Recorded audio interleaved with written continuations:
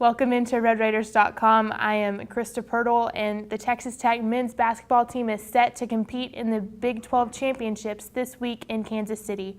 Now, the Red Raiders open competition against TCU Wednesday at 8 p.m. That game will be televised on ESPNU. Now, TCU, a lot of people think, okay, Tech's the 7 seed, TCU's the 10 seed. Let's just mark that as a win and look on to the next round. That's not the case. If you do not remember, TCU has always been a struggle for the Red Raiders. At TCU, Tech won 76-69, and then earlier, TCU came to Lubbock and Tech won 83-79. So it's always been a very close game with these guys, and one thing that's huge is that TCU hits a lot of three-pointers against Texas Tech. In the game when the Horned Frogs came to Lubbock, they were 9 of 20 from behind the line. They were 7 of 11 in the first half.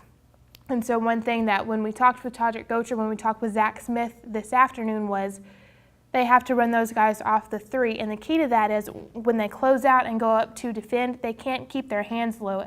If you've watched any NBA game anytime, you'll hear hand down, man down. That means that your man's going to beat you down and either make the shot or go to the basket for those closeouts. They have to come up high hands. Todrick Gocher mentioned a couple of weeks ago that at one point Coach Smith said, put your hand in your man's face. So guarding him like that, he can't see the basket. So Texas Tech really needs to close out with high hands against TCU to really run them off that three-point line.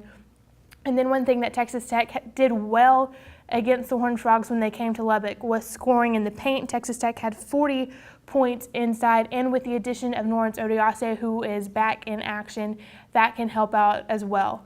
Now, looking forward, we don't want to get too far ahead of ourselves, but if Texas Tech does win on Wednesday, the Red Raiders will face West Virginia. Now, West Virginia has beat Texas Tech by 4 in Lubbock. It was a much bigger beatdown in Morgantown earlier last week, but Texas Tech is not out of this. Yes, West Virginia has won the first 2 games this season, but that does not mean that Texas Tech can't sneak up on them in Kansas City this week.